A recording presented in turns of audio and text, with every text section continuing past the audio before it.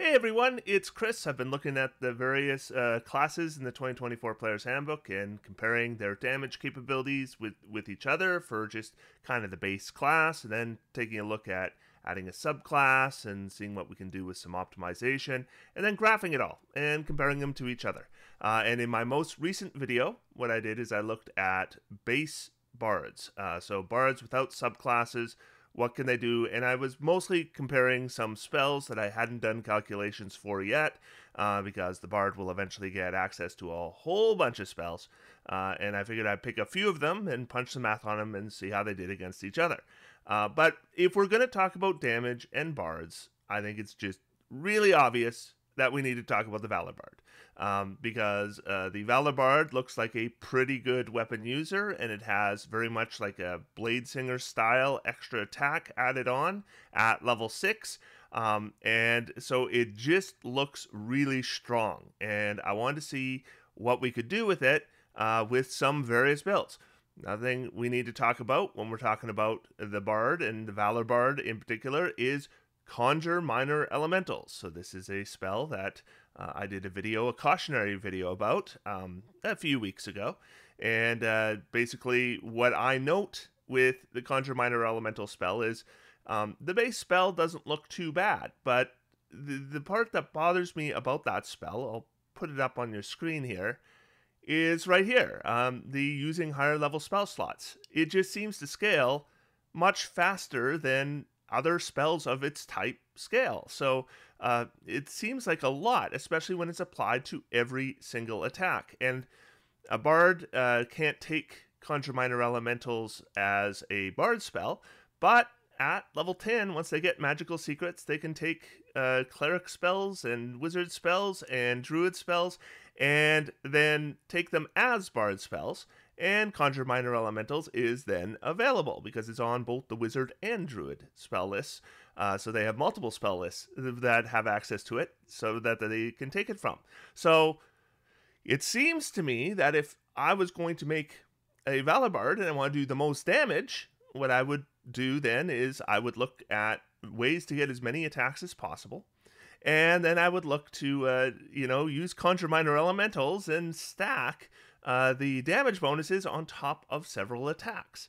Now, I did graph a Valor Bard with using Eldritch Blast and Conjure Minor Elementals in a previous build, though I have changed some of my assumptions about spellcasting since then, and that will alter the math.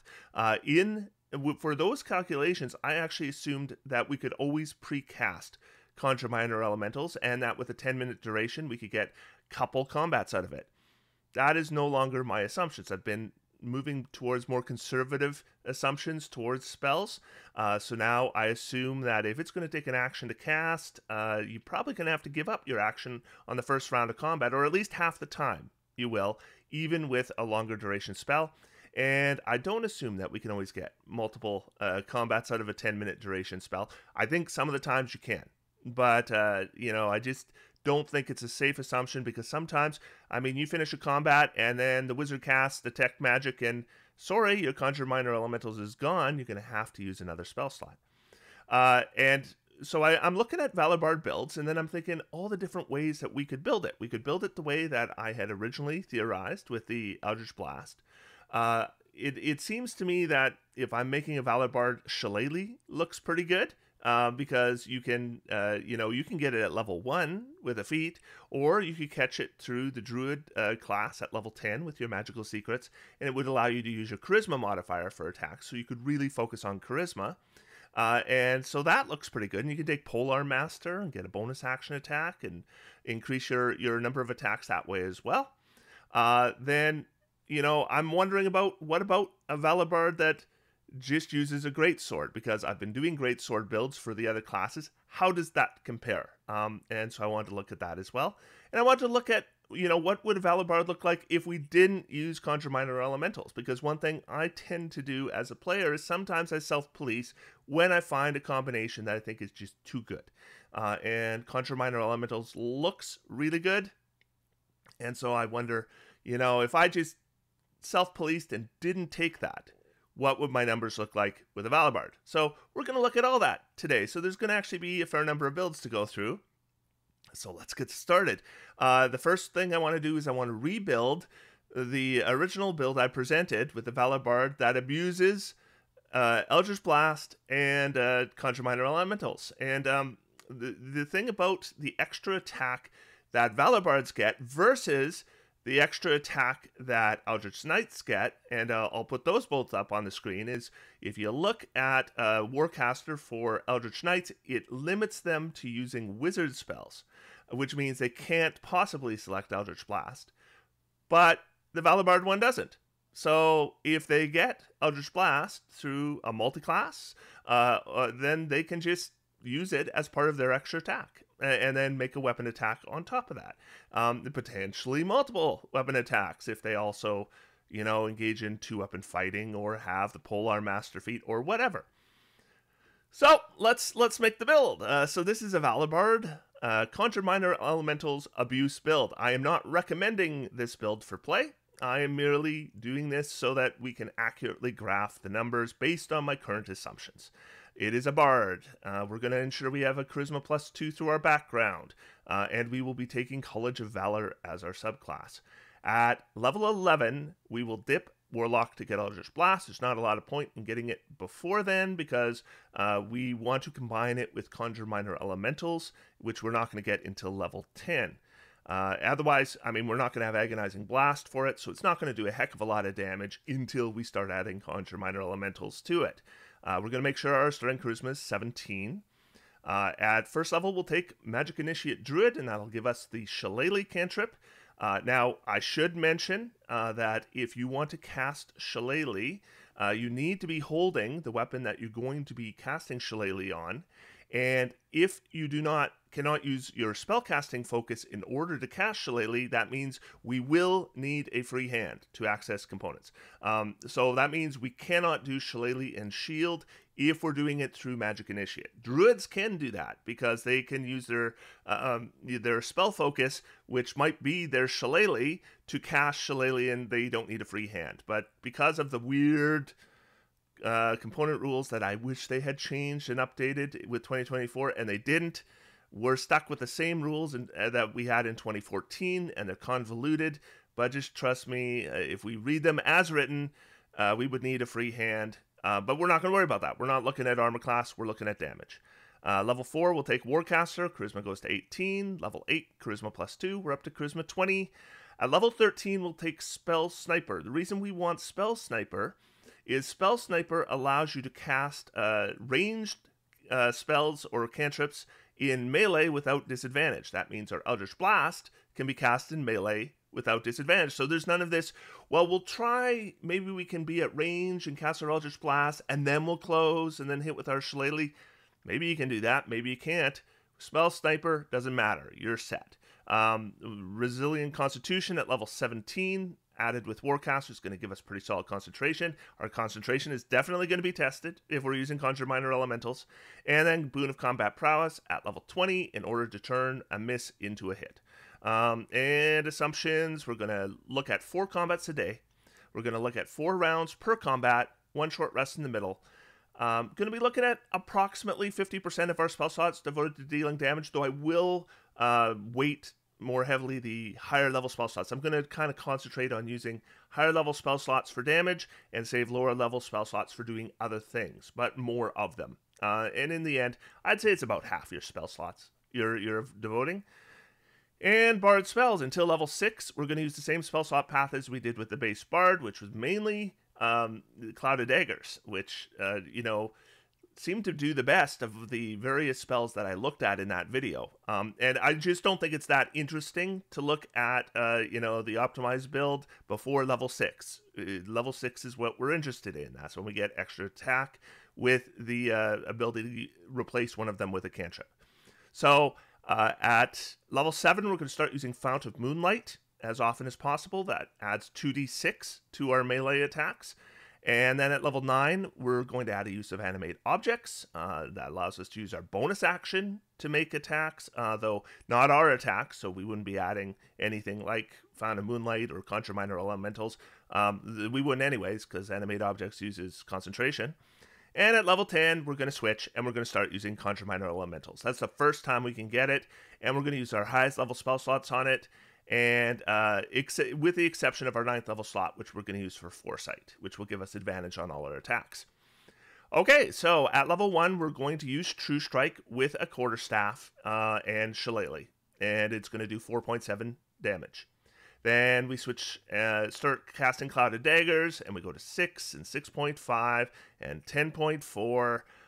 And this is basically the last point where we will match the base Bard build. Now we are going to start looking at what College of Valor gives us. So we get extra attack at level 6, and what we're going to do is, what I learned is Shillelagh True Strike combo out damages a 2nd level Clouded Daggers by 4.1 per round. So we will not be using 2nd level spell slots on Clouded Daggers because it's actually less damage than just using our cantrip and extra attack. So what we will do is we'll use our Shillelagh, we will cast True Strike, and we'll attack once, and then we will attack a second time with our Shillelagh without True Strike. And we will still use our 3rd level spell slot on Clouded Daggers, and we end up with 14.3. And then by level 7, I'm not going to cast Clouded Daggers at all anymore. We're going to cast Fount of Moonlight, and we are going to get to 16.4. And then at level 8, 19.9, as we get additional castings of Fount of Moonlight. The only reason I'm not casting it in every combat at this point is just that we don't have enough spell slots, high-level spell slots to do that. Then at level 9, we're going to add an Animate Objects, and that'll be 22.1. And then level 10, we do Conjure Minor Elementals. And at this point, we have 2 4th level spell slots and 2 5th level spell slots. We might have 3 4th level spell slots at this level, but we only need 2 because we're only fighting 4 combats. So we will use Conjure Minor Elementals in every fight. And that will give us an average additional damage of 3d8. And with a 50% chance of needing round 1 to cast, the character is going to attack a total of 14 times in 14 times with True Strike and 14 times with the regular attack in a 16-round day. And that was going to give us 28.9 damage.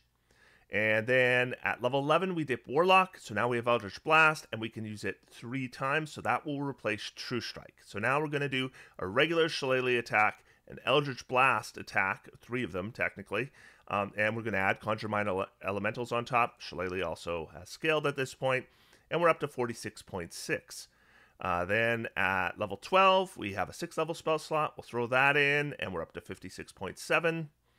Then at level 14, we get the Valor Bard's Battle Magic.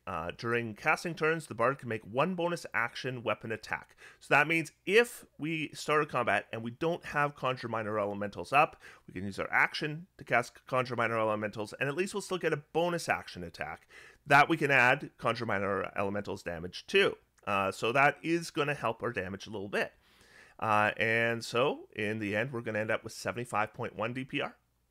And then at 16th level, we're up to 91 DPR. Then at level 17, Shillelagh scales. We get our 4th Eldritch Blast. We're adding Foresight. That's a lot of things. We jump up to 124.8 DPR. And at level 20, we are going to add the Boon of Combat Prowess. We get it a level later than normal because we dipped Warlock. And we end up with 158.8 DPR. Okay, so let's take a look at this first compared to the base Bard build. So here is our graph, and no surprises on this graph. So of course, for our first 5 levels, the damage is the same because I didn't make any changes. We add extra attack at level 6, and the Valor Bard does a little bit more damage, but not a lot more damage. And it does a little bit more damage right until level 9. Then level 10, we get Conjure Minor Elementals, and the damage boost is okay. It's what, 20.2 to 28.9. Then as we scale it, you can see where it goes, right? So we get really big gaps here. By level 12, we're going from 23 to 56. However, the base Bard build wasn't a good damage build. Base Bards are not the way you want to go if you want to deliver damage. If you want to do, control of enemies, they're great. If you want to buff your allies, they're pretty good.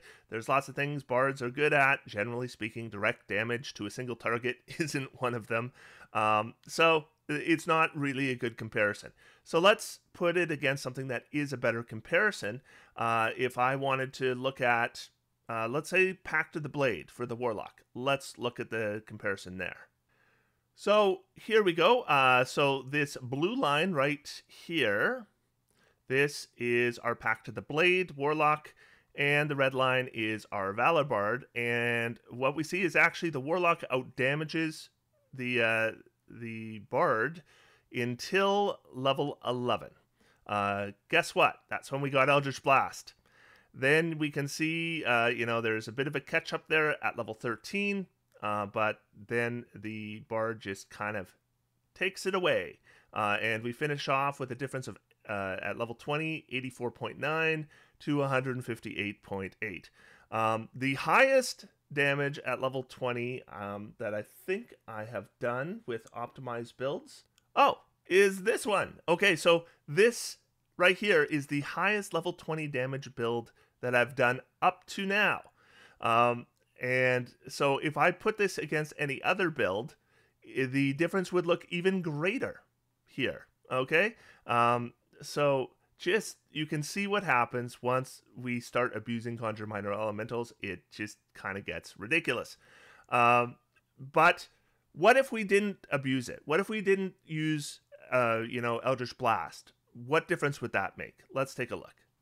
One of the criticisms I got when I did my cautionary video for Conjure Minor Elementals, or one of the points that was made, I don't know if it was really a criticism, was that the problem is Eldritch Blast, because you can make so many extra attacks if we use our cantrip to cast Eldritch Blast. That's so many instances of damage with Conjure Minor Elementals, and it's scaling. That's why things get out of control. So I figured, what if the DM says, hey, with Valor Bard, you just can't do Eldritch Blast with your extra attack. It does Conjure Minor Elementals work okay then? Well, let's take a look. I'm just doing a Shillelagh True Strike damage build without dipping Warlock. So we'll use Conjure Minor Elementals as written. And we're going to get the Shillelagh cantrip. And instead we'll dip Fighter at first level. And we'll take Weapon Mastery and Quarterstaff. That's going to give us Topple Mastery. And then the fighting style we'll take is Dueling. It's going to give us +2 damage. And we're going to have our Constitution saving throw proficiency, so we don't have to take Resilient Con. And so we'll take Magic Initiate Druid, Warcaster, and then Charisma +2. Then we'll take Polearm Master to get a bonus action attack. And then Alert, and then Boon of Combat Prowess. I'm going to assume a 50% chance of saving versus a Topple Mastery, because of course if we attack with our first attack and we hit the target, then they make a saving throw, Constitution. If they fail that saving throw, then they're prone. Then we have advantage on the rest of our attack, so I need to include that all in the math, right? Same thing, once we get Polearm Master, there's now a third attack, potentially, and so then we would have our chance maybe to topple somebody twice and get advantage at least on that final bonus action attack. And I always assume a prone creature is going to get up between turns. So if we end our turn proning the enemy, they won't be prone anymore by the time our turn comes up again. I assume Polearm Master will provide 1 reaction attack per combat. And the reaction attack is not an opportunity attack. So even with Warcaster, we can't use True Strike with it. And anything else? Oh, because we dip Fighter, we will be 1 level behind in spell slot progression. Just be aware of that. It was taken into account. Charisma is also going to be gained at 1 level later. So it gives us a little bit lower chance to hit, levels 4 and 8. And then at level 13, I'm going to assume the round 1 bonus action is used for Shillelagh 50% of the time. So this matters because once we get Polearm Master on this build, we'll have a bonus action attack. If we start a combat and Shillelagh is not precast, then we will have to use our round 1 bonus action to precast Shillelagh instead of making an attack. Now, Shillelagh only lasts a minute. So it really depends on your DM. Some DMs might say you can't precast it at all. Others will say because it's a cantrip and you can just continually recast it, you can have it up all the time. I'm going to just go in the middle, say 50%. And we go from 5.9, and we go down a little bit at level 4 because of that dip. And then 9.5, and then 17.9. And I guess things get interesting when we get to level 11. Now we're adding Conjure Minor Elementals. So we go to 36.6 and 42.1. Math is there. Polar Masters added at 13. We're up to 64.4. At level 14, we're up to 78.3. Level 16, 87.6. Level 17, 90.5. This is already more damage than the Blade Pact, which is the highest damage build I had done up to now. Of course, this is just high levels, right? This is only once we're scaling Conjure Minor Elementals. At lower levels, no problem. Then 125, and then 140.2. So this doesn't end up being that much lower than using Eldritch Blast. Let's just graph it. Okay, so here's our graph, and I've got 3 lines on here. I've kept the Blade Pact line on here, and guess what? It's the bottom one. Surprise, surprise.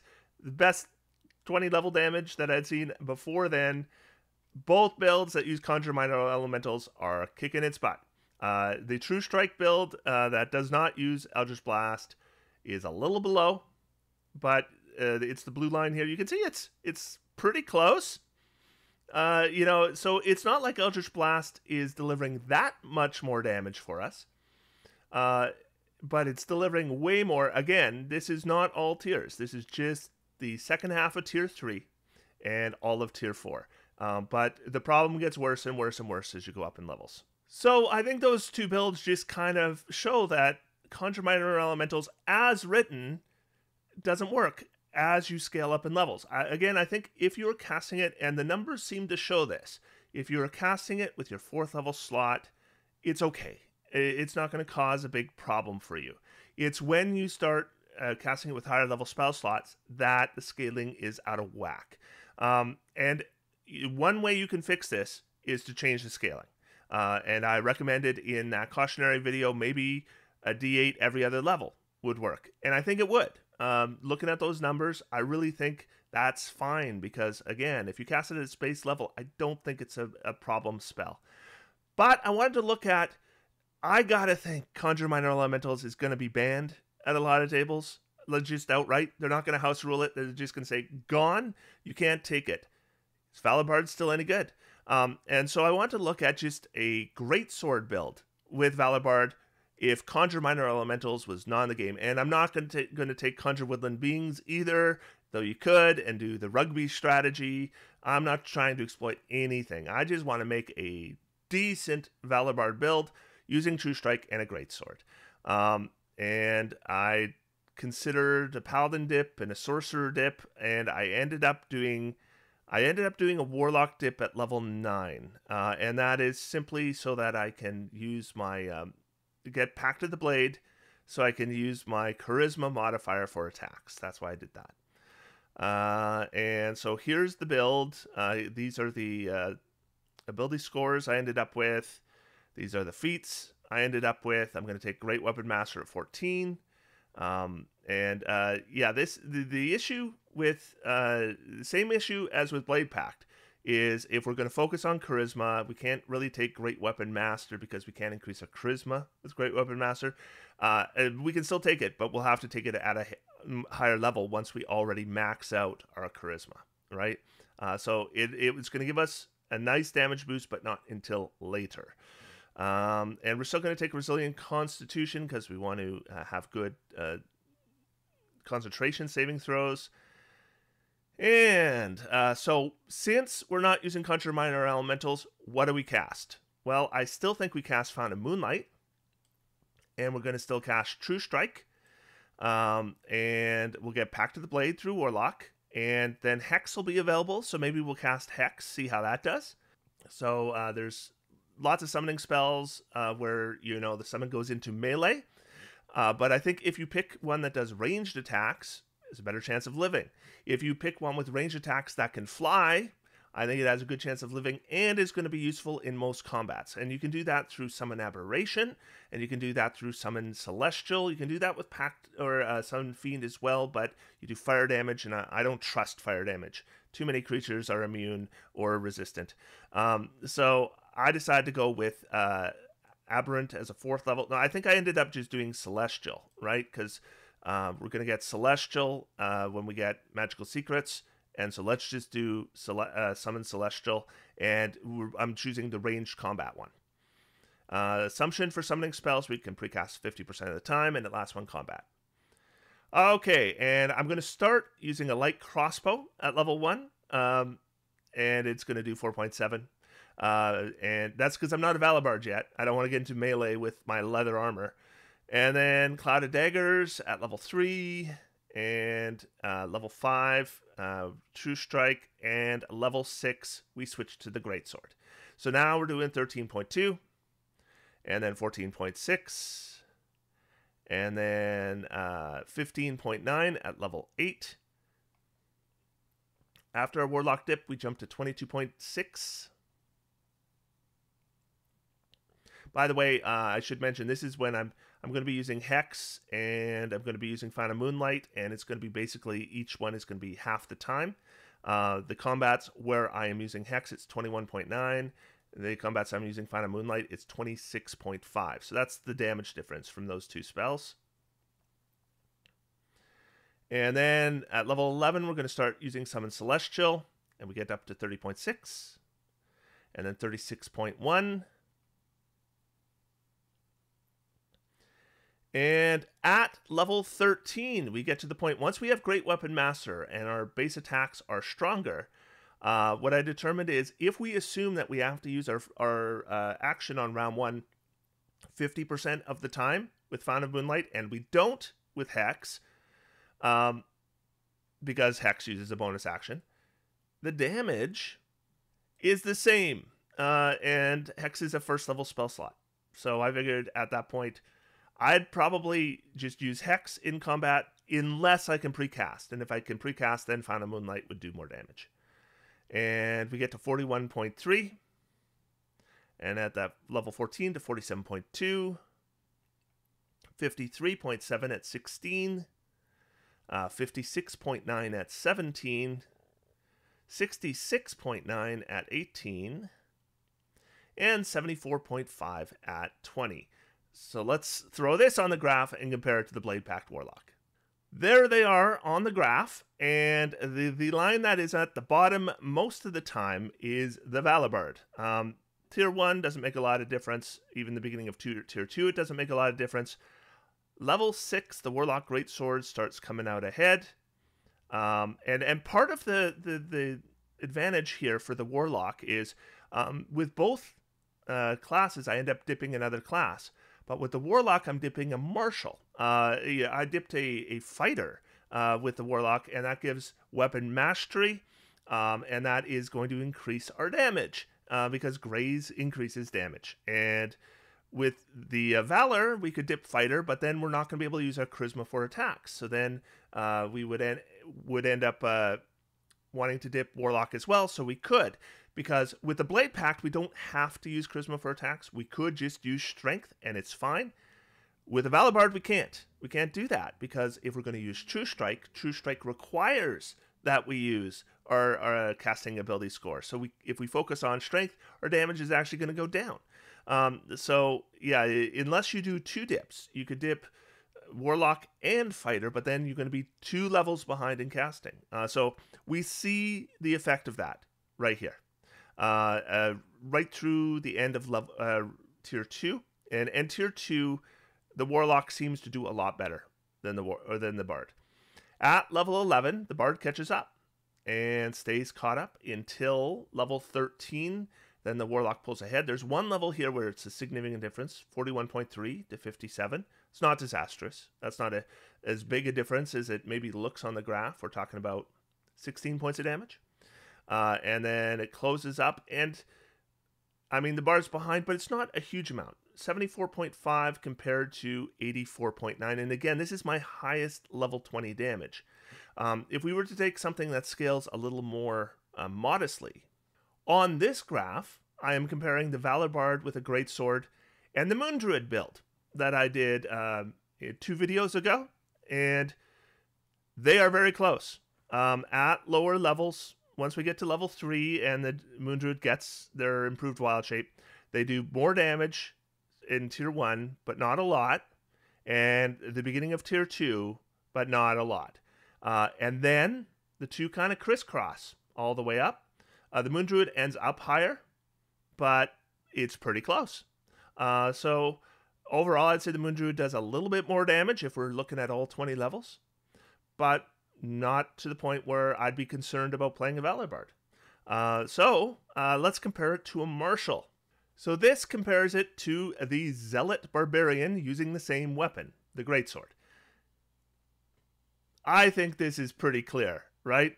So the top line is the Zealot Barbarian until high levels when the Valor Bard squeaks out ahead.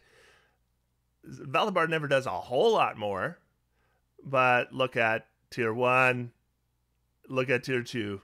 Now, Barbarians do excellent damage in tier 2. But if you are wondering about the difference of playing something like a Valor Bard or playing a Blade Pact Warlock versus like a true Martial, specialized in tier 2, this is the kind of damage difference we get. And technically speaking, the Berserker's even a little bit above this. But the Zealot alone just destroys it. 22.6 at level 10, 45.5 at level 10. Okay. Level 5, 10.1, 36.1. That's the difference in damage. Barbarians do great tier 2 damage. Here's the Valor Bard against a fighter. Not an optimized fighter. This is the base fighter build. So no subclass. Just using a Greatsword. The red line is a subclassless fighter. And regardless of which subclass you choose for fighter, you're probably doing more damage than this, because fighter is one of those classes where every subclass is going to give you some damage. And of course, Bard is not, but we've taken the one Bard subclass that does. And, it does less at 1, less at 2, less at 3, end of 3, and tier 4, then it does about the same amount of damage as a subclassless base fighter. So Valor Bard damage, if you can, abuse Conjure Minor Elementals, it can get out of control. If you don't abuse Conjure Minor Elementals, it's going to do less damage than martial classes. But it will do similar damage to other casting classes. That's not bad.